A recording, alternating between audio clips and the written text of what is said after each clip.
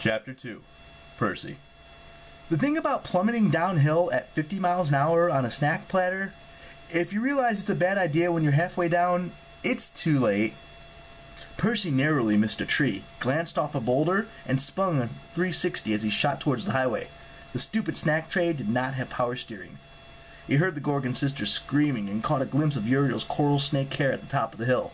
But he didn't have time to worry about it. The roof of the apartment building loomed below him, like a prow of a battleship.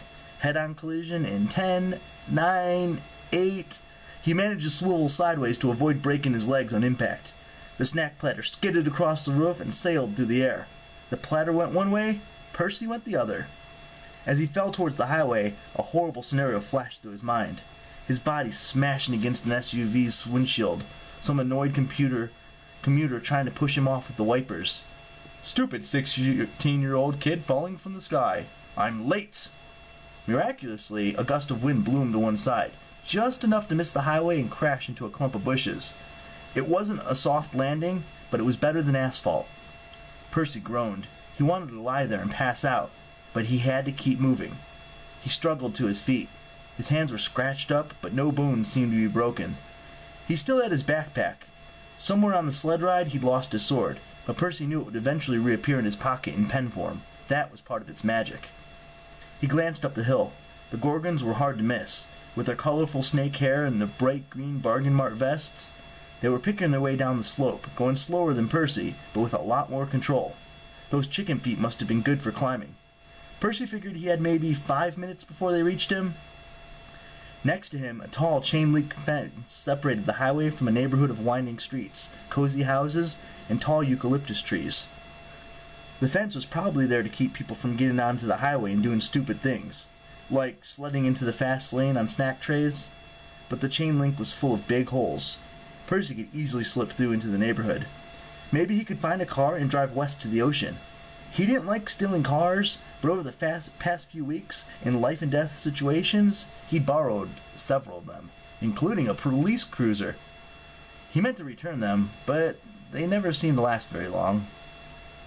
He glanced east. Just as he figured, 100 yards uphill, the highway cut through the base of the cliff. 2 tunnel entrances, one for each direction of traffic, stared down at him like the eye sockets of a giant skull. In the middle, where the nose would have been, a cement wall jutted from the hillside, with a metal door like the entrance to a bunker. It must have been the maintenance tunnel. That's probably what the mortals thought, if they noticed the door at all. But they couldn't see through the mist. Percy knew the door was more than that. 2 kids in armor flanked the entrance. They wore a bizarre mix of plumed Roman helmets, breastplates, scabbards, blue jeans, purple t-shirts, and white athletic shoes. The guard on the right looked like a girl, though it was hard to tell for sure with all the armor. The one on the left was a stocky guy with a bow and quiver on his back. Both the kids held long wooden staffs with iron spear tips, like old-fashioned harpoons. Percy's internal radar was pinging like crazy. After so many horrible days, he'd finally reached his goal. His instincts told him that if he could make it inside that door, he might find safety for the first time since the wolves had sent him to the south. So why did he feel such dread? Farther up the hill, the Gorgons were scrambling over the roof of the apartment complex. 3 minutes away, maybe less. Part of him wanted to run towards the door in the hill. He'd have to cross the median of the highway, but then it would be a short sprint.